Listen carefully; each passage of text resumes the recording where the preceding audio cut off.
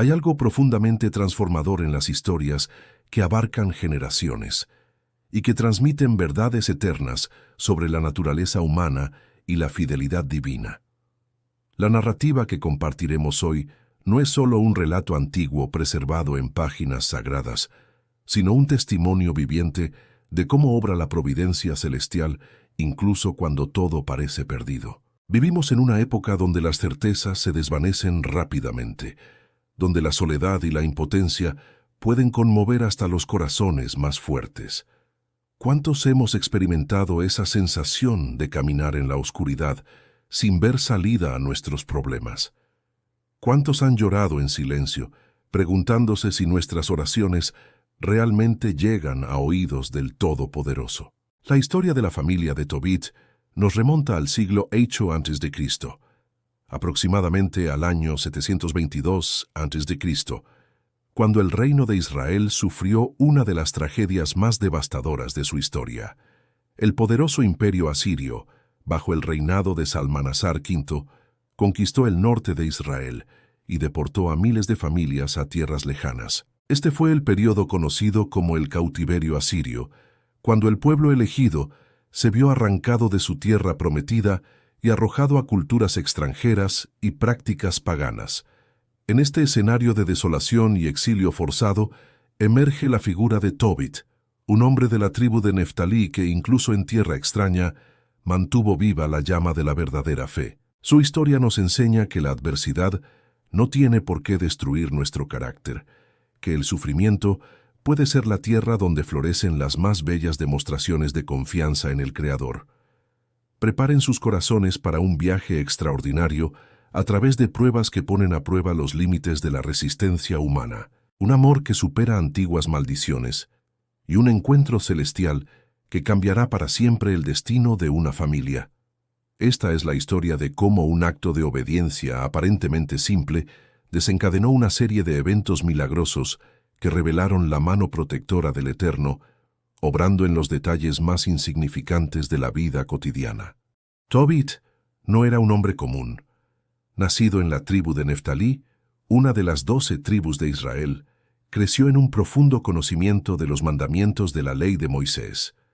Desde pequeño, aprendió que servir al Señor no era solo cuestión de rituales religiosos, sino una dedicación total que abarcaba todos los aspectos de la vida. Cuando las tropas asirias invadieron su patria y obligaron a su pueblo al exilio, muchos israelitas abandonaron sus tradiciones, asimilándose a la cultura dominante por miedo o conveniencia. La presión para adaptarse era inmensa. Las autoridades asirias desaprobaban a quienes mantenían prácticas religiosas distintas. El politeísmo era la norma, y se esperaba que los conquistados se inclinaran ante los dioses mesopotámicos. Pero Tobit eligió un camino diferente. Establecido en la gran ciudad de Nínive, capital del imperio asirio, mantuvo su fidelidad a los preceptos divinos, con una determinación que rozaba la terquedad sagrada. No comía alimentos considerados impuros por la ley judía, ni siquiera cuando ello implicaba privaciones. Observaba estrictamente el Sabbat, dedicando ese día al culto y al descanso, como se le había ordenado desde la época de Moisés. Sin embargo, su piedad no se limitaba a las observancias rituales. Tobit comprendía profundamente que la verdadera religión se manifiesta en el cuidado de los necesitados.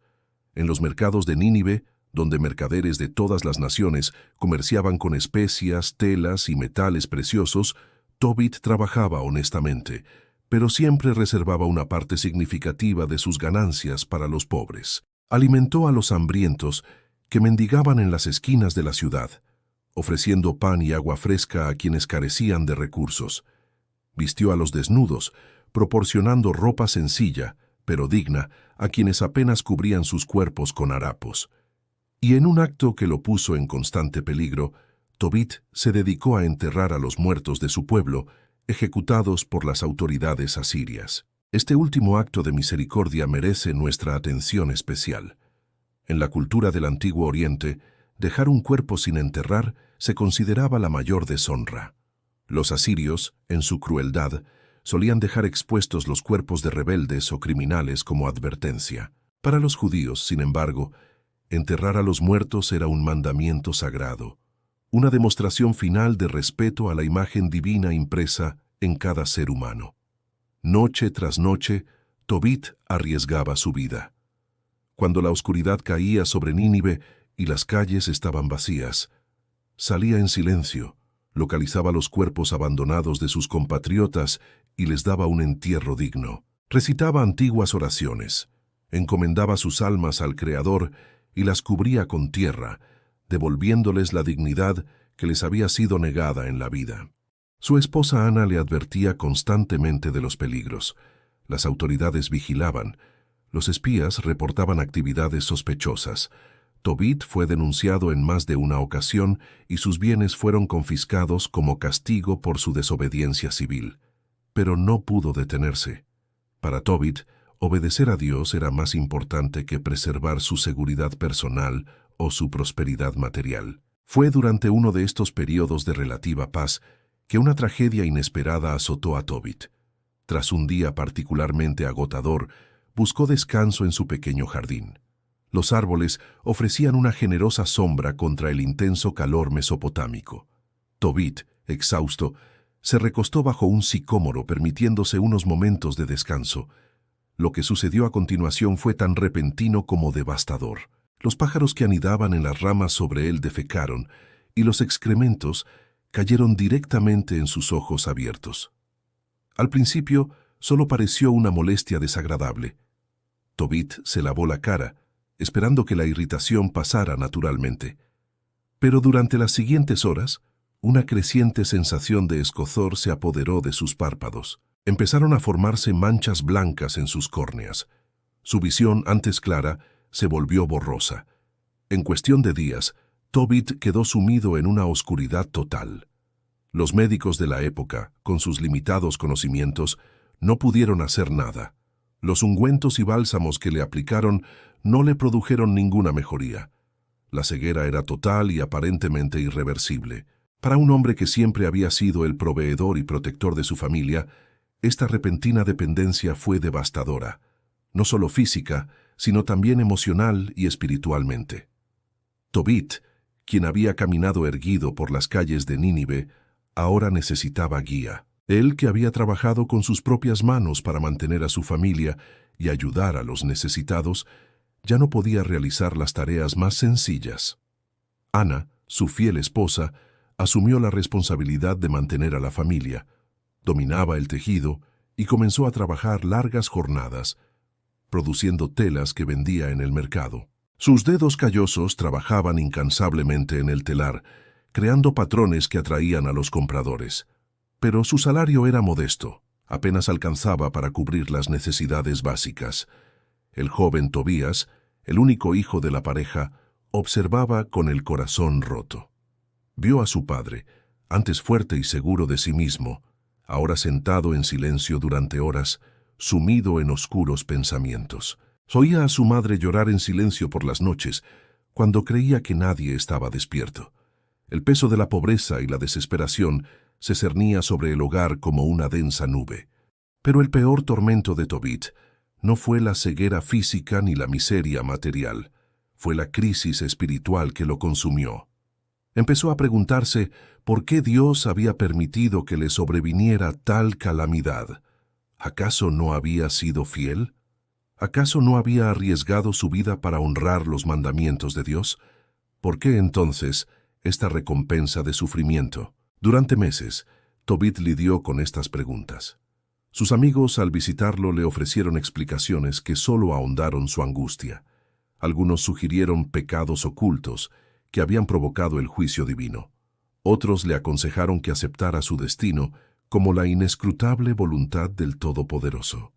Ninguna de estas palabras le brindó verdadero consuelo. Hubo una noche particularmente difícil en la que Tobit tocó fondo. La familia había sobrevivido el día con solo una comida escasa. Hannah había regresado del mercado agotada, trayendo unos pocos centavos, apenas suficientes para las necesidades de la semana siguiente. El pesado silencio que invadió la casa habló más fuerte que cualquier lamento. Fue entonces cuando Tobit, en su soledad y oscuridad, recurrió a la única fuente de esperanza que le quedaba. De rodillas en su habitación, con el rostro vuelto hacia lo que imaginaba como el cielo, derramó su alma ante el Creador. Sus palabras eran una mezcla de confesión, súplica y entrega total. Señor del cielo y de la tierra, oró con la voz quebrada. Si he pecado contra ti, te pido perdón. Si he fallado en algo, imploro tu misericordia. Mira mi aflicción, mira a mi familia. Envía tu ayuda, pues confío en ti, incluso en esta oscuridad que parece no tener fin. No hubo respuesta audible. Ninguna voz atronadora rasgó los cielos. Ninguna visión reconfortante apareció ante sus ojos ciegos.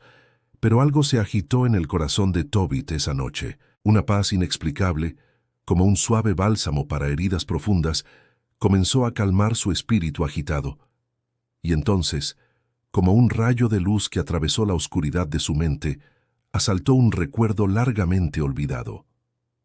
Años atrás, antes de que el exilio y la ceguera transformaran su vida, Tobit viajó a la región de Media, concretamente a la ciudad de Rayes. Allí conoció a un hombre llamado Gabael, un compatriota judío que también vivía en tierra extranjera. En ese momento, Tobit aún poseía considerables recursos financieros. Le había confiado a Gabael una suma considerable de dinero, 10 talentos de plata, una suma que le brindaría seguridad financiera durante muchos años. Gabael le había entregado a Tobit un recibo escrito, prometiendo devolver el dinero si se lo solicitaba. Con la agitación de los años siguientes, la pérdida de sus posesiones por parte de las autoridades asirias y, finalmente, su ceguera, Tobit había olvidado por completo este depósito. Pero ahora, en este momento de extrema necesidad, su memoria regresó con una claridad cristalina. Ese dinero seguía allí, esperando ser recuperado. Era una posibilidad de salvación material para su familia. A la mañana siguiente, Tobit llamó a su hijo Tobías para una conversación seria. El joven, que había crecido viendo sufrir a su padre, se sentó ante él con respetuosa atención. Tobit, aunque no podía ver el rostro de su hijo, percibió su presencia por su respiración y sus pequeños movimientos. «Hijo mío», comenzó Tobit con una voz firme que ocultaba su ansiedad interior, «ha llegado el momento de que asumas responsabilidades más allá de todo lo que hayas experimentado. Necesito que emprendas un viaje largo y peligroso, pero es nuestra única esperanza de escapar de esta miseria». Tobías tragó saliva con dificultad, pero respondió rápidamente. «Habla, padre. Estoy dispuesto a hacer lo que sea necesario». Tobit explicó entonces el dinero depositado con Gabael en Rajes, en Media. Describió la ubicación de la ciudad, las características del hombre, y mostró el recibo escrito que acreditaba la transacción. La distancia entre Nínive y Rajes era considerable. Varias semanas de caminata por terrenos variados, desde llanuras áridas hasta regiones montañosas. «Pero, padre», vaciló Tobías, «nunca he viajado tan lejos solo. Desconozco las rutas, los peligros del camino, las ciudades que debo atravesar. ¿Cómo podré cumplir semejante misión?». Era una preocupación legítima. En los caminos de la antigua Mesopotamia, los peligros eran reales y múltiples. Bandas de ladrones atacaban a los viajeros solitarios. Animales salvajes acechaban en zonas menos pobladas. Las condiciones climáticas podían cambiar drásticamente. Sin experiencia ni guía, Tobías tendría pocas posibilidades de éxito. Tobit puso la mano sobre el hombro de su hijo. «No irás solo. Busca en las calles de Nínive un compañero de viaje, alguien que conozca el camino a Media. Ofrece un pago justo por sus servicios. El Señor proveerá». Con estas instrucciones, Tobías salió de casa a la mañana siguiente, decidido pero aprensivo. Las calles de Nínive ya bullían de actividad. Los comerciantes pregonaban sus mercancías, los animales de carga estaban cargados, los soldados asirios patrullaban las amplias avenidas. Era una ciudad cosmopolita donde se mezclaban personas de decenas de naciones. Tobías deambuló un rato, observando los rostros de los transeúntes, buscando a alguien que pareciera confiable y con experiencia en viajes. Pero, ¿cómo distinguir a un guía honesto de un charlatán? cómo distinguir quién conocía el camino de verdad y quién solo fingía saberlo para ganar dinero fácil. Fue en una esquina cerca de la puerta este de la ciudad donde Tobías vio a un hombre que inmediatamente le llamó la atención. El desconocido estaba allí, como esperando a alguien en particular. Su aspecto era el de un viajero común. Ropa práctica pero bien cuidada, sandalias gastadas y un bastón. Pero había algo en su porte que transmitía confianza y una autoridad serena. Sus ojos, al encontrarse con los de Tobías, parecían penetrar más allá de la superficie, leyendo pensamientos e intenciones. Su rostro, aunque humano en todos los sentidos, irradiaba una serenidad que contrastaba con el bullicio que la rodeaba. Cuando sonreía, era una sonrisa genuina y acogedora que al instante disipó parte de la ansiedad de Tobías. «Buenos días, joven», dijo el hombre con voz cálida y melodiosa. «Parece que busca algo o a alguien. ¿Puedo ayudarle en algo?» Tobías, normalmente receloso con los desconocidos, se sintió inexplicablemente cómodo al compartir su situación. Explicó la misión que su padre le había encomendado, la necesidad de viajar a Ragués, en Media, y su búsqueda de un guía experimentado. El hombre escuchó atentamente, asintiendo con comprensión. «Me llamo Azarías, hijo de Ananías el Grande», se presentó. «Conozco bien la ruta a Media. He hecho este viaje varias veces y sé exactamente dónde está Ragués. Sería un honor acompañarlo y asegurarme de que llegue sano y salvo a su destino». Había algo en tu forma de presentarte que inspiraba una confianza absoluta.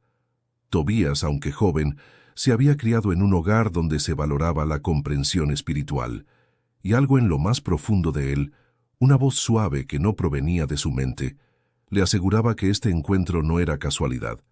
«Espere aquí, por favor», pidió Tobías. «Necesito presentarle a mi padre antes de irnos». Cuando Tobías llevó a Azarías ante Tobit, el anciano ciego se irguió en su asiento, como si percibiera algo especial en su visitante. Le hizo preguntas sobre la familia de Azarías, sus experiencias de viaje y su conocimiento de las rutas. Las respuestas fueron satisfactorias, demostrando una auténtica familiaridad con los lugares y las personas mencionadas. «Si este hombre se ha ofrecido a acompañar a mi hijo con tanta generosidad», reflexionó Tobit en voz alta, «creo que es una respuesta a mis oraciones. No temas, hijo mío, el Señor está contigo, y este hombre es sin duda una bendición del cielo». Tobías y Azarías sellaron su acuerdo con un apretón de manos. Ana preparó provisiones para el viaje: pan, queso seco, fruta seca y odres de agua. Abrazó a su hijo con fuerza, susurrando oraciones de protección, mientras las lágrimas corrían silenciosamente por su rostro. Tobit, aunque no podía ver a su hijo partir, levantó las manos para bendecirlo. Cuando los dos viajeros atravesaron la puerta de la ciudad y se dirigieron hacia el camino que conducía al este, ninguno de ellos, excepto Azarías, sabía que se embarcaban en un viaje que no solo cambiaría sus vidas, sino que también revelaría verdades profundas sobre la naturaleza de la providencia divina y la realidad invisible que impregna nuestra existencia cotidiana. Lo que Tobías no sabía, lo que su familia no podía imaginar, era que Azarías no era simplemente un hombre bondadoso dispuesto a ayudar. Era Rafael, uno de los 7 arcángeles que estaban en la presencia del Altísimo, enviado específicamente en respuesta a las oraciones de Tobit y de otra persona que clamaba por liberación en ese preciso momento. Los primeros días del viaje transcurrieron con una tranquilidad engañosa. Azarías demostró un conocimiento extraordinario no solo de las rutas, sino también de cada aldea, cada fuente de agua y cada lugar adecuado para acampar. Compartió historias fascinantes de sus supuestos viajes anteriores, relatos que resultaron a la vez educativos e inspiradores. Tobías descubrió que su compañero poseía una sabiduría que trascendía con creces el conocimiento práctico de la navegación terrestre. Azarías habló de virtudes como la paciencia, el coraje y la confianza con una profundidad que conmovió al joven. Sus palabras parecían tener un peso especial, como si vinieran de alguien que había presenciado verdades eternas. Durante un descanso en un pequeño pueblo, mientras descansaban a la sombra de una palmera y compartían pan y dátiles, Azarías le enseñó una lección que Tobías nunca olvidaría. Tobías, comenzó, este viaje que emprendemos es más que un simple viaje físico. Es una metáfora de la vida. Habrá tramos fáciles donde el camino esté despejado y el clima sea agradable. Pero también nos encontraremos con desafíos que pondrán a prueba nuestra determinación. El secreto no está en evitar las dificultades, sino en afrontarlas con la certeza de que no caminamos solos. El joven asimiló estas palabras, guardándolas en su corazón. Había crecido escuchando a su padre hablar sobre la fe, pero había algo diferente en la forma en que Azarías expresaba las verdades espirituales. Era como si hablara por experiencia propia, no solo por tradición aprendida. Tras varios viajes, llegaron a las orillas del majestuoso río Tigris, uno de los grandes ríos de Mesopotamia, que daba vida a la árida región circundante. Sus aguas fluían veloces, brillando bajo el sol del mediodía. Azarías sugirió que acamparan allí para descansar y reponer fuerzas. Tobías, cautivado por la frescura del agua y el calor del día, se quitó las sandalias y caminó hacia la orilla. La fresca corriente le sentó de maravilla a sus pies cansados. Se agachó recogiendo agua con las manos para lavarse la cara, polvorienta del camino. De repente, sin previo aviso, las aguas estallaron en un violento tumulto. Un pez enorme, mucho más grande que cualquier cosa que Tobías hubiera visto jamás, emergió de las profundidades con una velocidad aterradora. Su boca estaba abierta de par en par, revelando hileras de dientes afilados, y se dirigió directamente hacia el joven con la aparente intención de devorarlo. Tobías gritó, tambaleándose hacia atrás, con el corazón latiéndole con fuerza de terror. La criatura era monstruosa. Sus escamas brillaban como metal pulido y sus ojos estaban fijos en el joven con un hambre voraz. Por un instante que pareció una eternidad, Tobías se quedó paralizado entre el agua y la orilla, seguro de que sería arrastrado a las profundidades. Pero la voz firme de Azarías atravesó el pánico. «No tengas miedo, Tobías. Agarra el pez, sujétalo por las agallas y sácalo del agua. Tienes la fuerza para ello». Algo en las palabras de Azarías, quizás la autoridad con la que las pronunció, quizás una infusión sobrenatural de coraje, galvanizó al joven. Olvidando su miedo, Tobías hundió las manos en el agua espumosa, localizó las branquias de la criatura y las agarró con una fuerza desesperada. El pez se retorcía violentamente, azotando el agua con furia. Era extraordinariamente fuerte, y por un instante Tobías creyó que se lo llevaría la corriente. Pero se mantuvo firme, plantó los pies firmemente en la orilla fangosa, y con un grito de esfuerzo supremo, sacó a la criatura del agua. Juntos, Tobías y Azarías arrastraron el pez gigante hasta la arena seca, donde continuó forcejeando hasta que finalmente cesó sus movimientos. Tobías se sentó, respirando con dificultad, mirando su captura con una mezcla de incredulidad y triunfo. «Lo hiciste bien», lo elogió Azarías acercándose con un cuchillo. «Pero este no es un pez cualquiera, Tobías. Su aparición aquí no fue casualidad. El Señor lo envió para nuestro beneficio, pues sus partes cumplirán importantes propósitos en el futuro cercano». Bajo la atenta guía de Azarías, Tobías aprendió a diseccionar el pescado, pero a su compañero no le interesaba la carne para el consumo habitual. En cambio, le indicó que extirpara con cuidado 3 órganos específicos: el corazón, el hígado y la vesícula biliar. «Guarda estas partes con sumo cuidado», instruyó Azarías, mientras Tobías las colocaba en pequeños recipientes. El corazón y el hígado, al quemarse juntos, producen un humo con propiedades extraordinarias. Este humo tiene el poder de expulsar demonios y malos espíritus. En cuanto a la bilis de la vesícula biliar, tiene propiedades medicinales para curar ciertas enfermedades oculares, incluso casos de ceguera. Tobías observaba los órganos con curiosidad y escepticismo. ¿Cómo podían las partes del pescado tener propiedades tan milagrosas? Pero algo en la seriedad de Azarías lo convenció de no cuestionarlo. Si su guía decía que estas cosas eran ciertas, entonces confiaría en él. Esa noche, mientras saboreaban el pescado asado al fuego y las estrellas empezaban a salpicar el cielo que se oscurecía, Tobías reflexionó sobre los extraños sucesos del día. Sintió que lo preparaban para algo importante, aunque no podía imaginar qué. Días después, al acercarse a Ecbatana, una de las principales ciudades de Media, Azarías le informó a Tobías que harían una parada importante. Allí vivía un pariente de Tobit, un hombre llamado Raguel, cuya hospitalidad sería invaluable. Además, añadió Azarías con una sonrisa enigmática, Raguel tiene una hija llamada Sara. Es pariente cercana tuya, y según la ley de Moisés tienes derecho a casarte con ella. Tobías se sorprendió. El matrimonio era lo último en lo que pensaba durante este viaje, centrado en recuperar el dinero de su padre.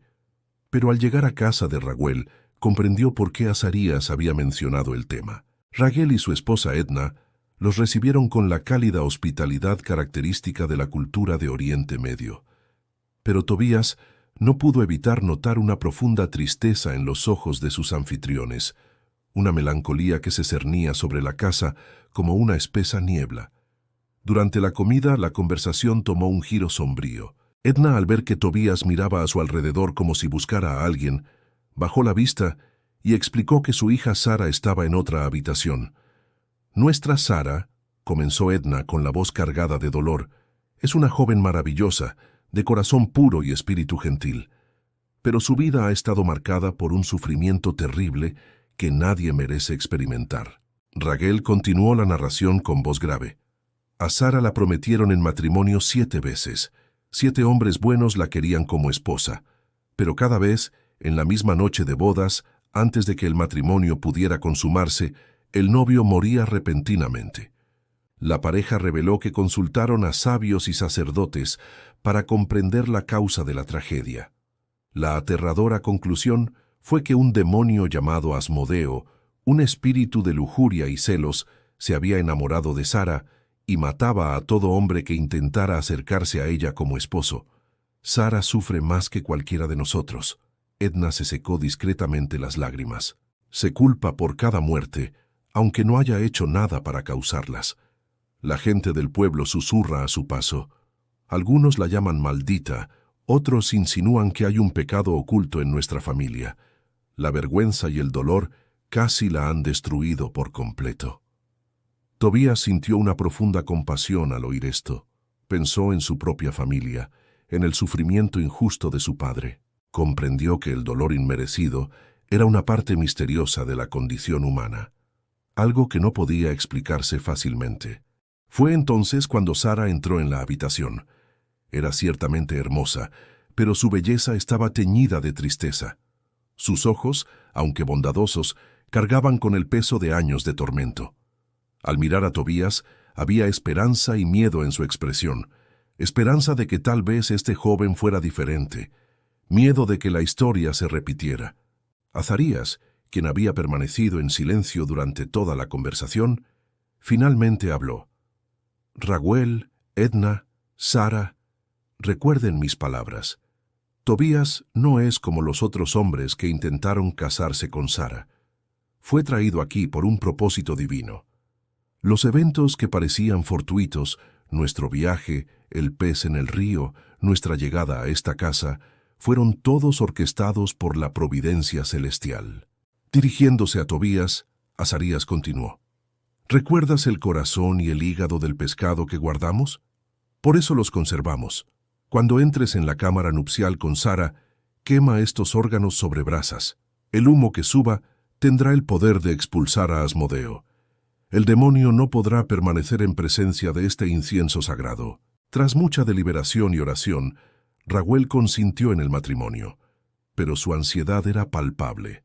Preparó en secreto una tumba durante la noche, temiendo que a la mañana siguiente tuviera que enterrar a otro yerno. Tobías, aunque aprensivo, confió en las palabras de Azarías. Había algo en su compañero de viaje que le inspiraba una fe absoluta. Si Azarías decía que el plan funcionaría, Tobías lo creía. La ceremonia nupcial se celebró según la costumbre judía. Se firmaron los contratos, se pronunciaron las bendiciones, pero todo transcurrió en un clima de tensión. Cuando finalmente llegó el momento de que Tobías y Sara se retiraran a la cámara nupcial, el silencio en la casa era sepulcral. Raguel y Edna esperaban con un terror apenas disimulado. Dentro de la habitación, Tobías hizo exactamente lo que Azarías había dado instrucciones. Colocó brasas en un incensario de bronce y con manos firmes a pesar de su nerviosismo, colocó sobre ellas el corazón y el hígado del pescado. De inmediato, comenzó a elevarse un humo denso, llenando la habitación de un aroma peculiar. No desagradable, pero con una cualidad indescriptible, algo que parecía tener un poder que trascendía lo natural. Sara, sentada al borde del lecho nupcial, observaba con una mezcla de esperanza y resignación. ¿Cuántas veces había vivido este momento? ¿Cuántas veces había visto a la muerte robarle la felicidad en el instante en que parecía estar a su alcance? Sus manos temblaban mientras sostenía el vestido de novia. Fue entonces cuando la presencia se manifestó. El aire en la cámara se volvió gélido, a pesar del calor de las brasas. Una sensación de opresión invadió la habitación, como si algo invisible pero aterradoramente real estuviera allí, observando, amenazando. Sara palideció al reconocer las señales familiares que precedieron a la tragedia. Pero esta vez sería diferente. El humo sagrado seguía ascendiendo, espiral tras espiral de niebla aromática que parecía formar patrones en el aire. Tobías no podía ver a Asmodeo, pero sentía la batalla espiritual que se libraba a su alrededor. Su corazón latía con fuerza, no de miedo, sino de santa determinación. Comenzó a orar en voz alta, invocando el nombre del Señor, declarando su soberanía sobre todos los poderes de las tinieblas. En el nombre del Dios de Abraham, Isaac y Jacob, proclamó Tobías con una voz que cobraba cada vez más autoridad. Te ordeno, espíritu inmundo, que te alejes de esta mujer y de este lugar. Aquí no tienes poder, porque el Altísimo es nuestro amparo y fortaleza. Y entonces, tan repentinamente como había llegado, la opresiva presencia se desvaneció. Lo que no sabían era que Azarías, en su verdadera forma como el arcángel Rafael, se encontraba fuera de la cámara, radiante de una gloria celestial invisible a los ojos humanos. Había perseguido a Asmodeo por los reinos espirituales, hasta los confines del desierto egipcio, donde el demonio estaba aprisionado y atado, incapaz de volver a atormentar a Sara. Dentro de la habitación, Sara rompió a llorar, pero esta vez fueron lágrimas de alivio y liberación. Por primera vez en años, se sintió verdaderamente libre. El peso que había cargado durante tanto tiempo se había aliviado. Tobías se acercó a ella con ternura y respeto, tomándole las manos. «No tengas miedo», dijo en voz baja. «El Señor ha escuchado nuestras oraciones y nos ha liberado. Ya no estás bajo ninguna maldición, Sara.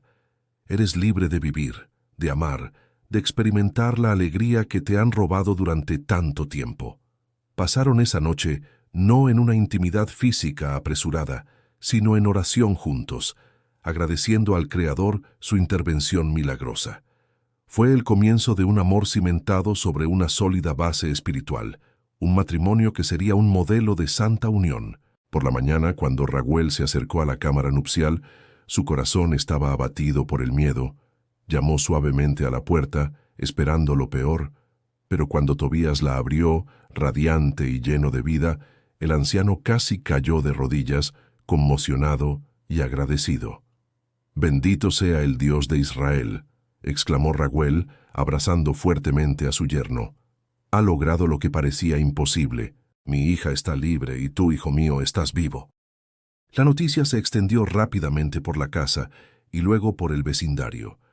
Lo que se esperaba que fuera otro funeral se convirtió en una alegre celebración. Raguel ordenó que se volviera a cubrir la tumba preparada y en su lugar organizó un banquete de bodas que duraría 14 días, como era costumbre en ocasiones extraordinarias. Mientras continuaban las festividades de la boda, Tobías recordó el propósito original de su viaje. Llamó a Azarías y le explicó que necesitaba enviar a alguien a Rages para recuperar el dinero de Gabael antes de poder regresar a Nínive. «No te preocupes», dijo Azarías. «Yo personalmente iré a buscar a Gabael y el dinero. Quédate aquí celebrando con tu esposa. Esta es una ocasión digna de todo honor». Azarías partió solo hacia Rages y regresó pocos días después. no solo con el dinero, sino también con el propio Gabael para unirse a las celebraciones. El viejo amigo de Tobit se alegró mucho al enterarse de la boda y bendijo efusivamente a la joven pareja. Cuando finalmente llegó el momento de partir, Raguel dividió sus bienes, dándoles a Tobías y Sara la mitad de todo lo que poseía: sirvientes, ganado, ovejas y otras posesiones. Era una dote generosa que aseguraría el futuro económico de la pareja. Edna abrazó a su hija largo rato, llorando de alegría mezclada con la tristeza natural de ver partir a un hijo. «Ve en paz, hija mía», le dijo. «Has sufrido mucho, pero ahora el Señor ha convertido tu dolor en alegría. Honra a tu esposo, ámalo fielmente, y que el Dios de nuestros padres te acompañe siempre». La caravana que partió de Ecbatana era considerablemente mayor que el modesto grupo de 2 que había llegado semanas antes. Ahora incluía a Sara, sirvientes, animales de carga cargados de provisiones y riquezas, y una escolta para garantizar un viaje seguro. Mientras tanto, en Nínive, Ana pasaba los días observando con ansiedad el camino que conducía al este. Cada nube de polvo que levantaban los viajeros lejanos llenaba su corazón de esperanza. Tobit intentó consolarla, pero él también sentía la creciente ansiedad a medida que los días se convertían en semanas sin noticias.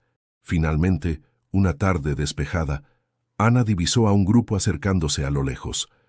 Algo en su corazón maternal lo reconoció como su hijo, incluso antes de poder distinguir sus rasgos individuales.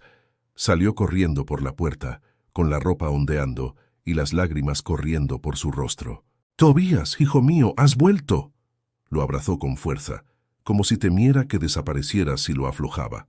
Tobías, igualmente conmovido, presentó a Sara a su madre. Ana, al ver a la joven esposa de su hijo, comprendió de inmediato que aquella no era una unión cualquiera. Había algo especial en esta joven, una luz en sus ojos que denotaba una profunda transformación. Pero la mayor emoción estaba por llegar. Tobías entró en la casa donde su padre esperaba, exactamente donde había estado cuando se fue meses atrás. La ceguera de Tobit permaneció inalterada. Su expresión era una mezcla de alegría por el regreso de su hijo y resignación a su propia condición permanente. «Padre», dijo Tobías arrodillándose ante él, «he regresado sano y salvo, y he traído conmigo no solo el dinero que buscábamos, sino también una esposa maravillosa y muchas bendiciones que superan nuestra imaginación más salvaje». Tobit extendió la mano y tocó el rostro de su hijo. Las lágrimas corrían por sus mejillas ciegas. «Bendito sea el Señor que te protegió y te rescató. Hijo mío, mi alegría es completa». «Pero hay más, padre», continuó Tobías con creciente entusiasmo. «Durante mi viaje ocurrió algo extraordinario». Rápidamente les contó sobre el pez gigante y la bilis que Azarías había ordenado almacenar, específicamente para curar la ceguera. Azarías se acercó con el pequeño frasco que contenía la sustancia medicinal preservada. «Tobit», dijo con gentil autoridad, «prepara tu corazón, porque el Señor está a punto de restaurar lo perdido». Con manos reverentes, Tobías aplicó la bilis a los ojos de su padre, tal como le había indicado Azarías. La sustancia se calentó ligeramente, y Tobit sintió un hormigueo al aplicarla. Luego Tobías comenzó a retirar con cuidado las capas blancas que habían cubierto las córneas de su padre durante todos esos años. Ana juntó las manos contra el pecho, rezando en silencio. Sara observaba con asombro, presenciando otro milagro en la serie de eventos extraordinarios que habían marcado su unión con esta familia. Y entonces sucedió. Tobit parpadeó una vez, 2 veces. Las formas borrosas comenzaron a definirse. Los colores emergieron de la oscuridad. Gradualmente, de forma maravillosa, recuperó la visión. El primer rostro que vio con claridad fue el de su hijo, más maduro, más fuerte que cuando se fue, pero sin lugar a dudas, su amado Tobías. «Ya veo», gritó Tobit con la voz quebrada por la emoción. «Veo tu rostro, hijo mío. Alabado sea el Señor que ha tenido misericordia de mí. Bendito sea su nombre por siempre». La casa se llenó de una alegría indescriptible. Los vecinos, al oír el alboroto, Acudieron corriendo y se asombraron al ver a Tobit, ciego desde hacía años, ahora con la vista perfecta. La noticia del milagro se extendió rápidamente por la comunidad judía de Nínive. Durante los días siguientes, mientras la familia se reunía para celebrar, Tobías y Tobit discutieron cómo recompensar adecuadamente a Azarías por todo lo que había hecho. Sin su guía, nada de esto habría sido posible. Deberíamos darle la mitad de todo lo que trajimos, sugirió Tobías. Ni siquiera eso sería suficiente para el servicio que has prestado. Llamaron a Azarías a la sala principal de la casa para conversar en privado. Tobit, aún maravillado por haber recuperado la vista, miró a su benefactor con profunda gratitud. Azarías, comenzó Tobit, has sido más que un guía para mi hijo. Has sido un instrumento de la divina providencia en nuestras vidas. Por favor, acepta la mitad de todas las riquezas que Tobías trajo como pago por tus servicios. Pero Azarías levantó suavemente la mano en señal de rechazo. Un cambio comenzó a ocurrir en su apariencia. La habitación pareció llenarse de una luz que no provenía de ninguna lámpara. Su forma humana ordinaria comenzó a brillar con un esplendor que dolía en los ojos. Su voz resonó con armonías celestiales. Ha llegado el momento de la verdad completa. No soy quien creían. Mi nombre no es Azarías, hijo de Ananías. Soy Rafael, uno de los 7 santos ángeles que presentan las oraciones de los justos ante la gloria del Señor. Ana vivió algunos años más después de la muerte de Tobit, cuidada con cariño por Tobías y Sara hasta su partida en paz. Tras enterrar a su madre con los rituales correspondientes, Tobías recordó las palabras proféticas de su padre. Vendió sus propiedades en Nínive y trasladó a toda su familia a Ecbatana, en Media, donde Raguel y Edna ya eran ancianos. Allí Tobías cuidó de sus suegros hasta el final de sus vidas, honrándolos como había honrado a sus propios padres. Viviendo en Ecbatana, Tobías presenció el cumplimiento de la profecía. Llegó la noticia de la caída de Nínive ante los ejércitos combinados de los medos y los babilonios. La ciudad, que antaño había sido símbolo del poder imperial, quedó reducida a ruinas, tal como su padre había predicho. Pero Tobías también recibió buenas noticias de Jerusalén. El exilio en Babilonia había terminado. El rey persa Ciro había emitido un decreto que permitía a los judíos regresar a su patria ancestral. El templo estaba siendo reconstruido. Las profecías de restauración también se estaban cumpliendo. Tobías vivió 117 años y era muy respetado en su comunidad. Nunca se cansó de contar la historia de su juventud.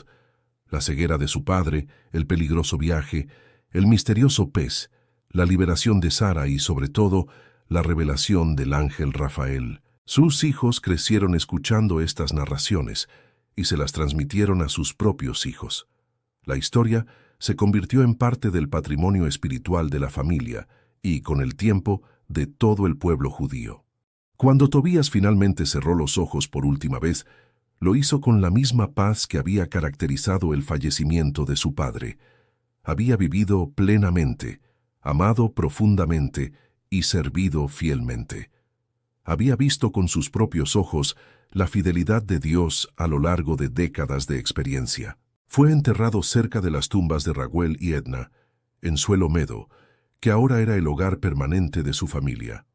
Su esposa, Sara, quien lo sobrevivió, supervisó los ritos funerarios con la serena dignidad de quien sabe que la muerte no es el fin para los justos, sino un paso hacia una gloria mayor. Queridos hermanos y hermanas, hemos llegado al final de este extraordinario recorrido por la vida de la familia de Tobit.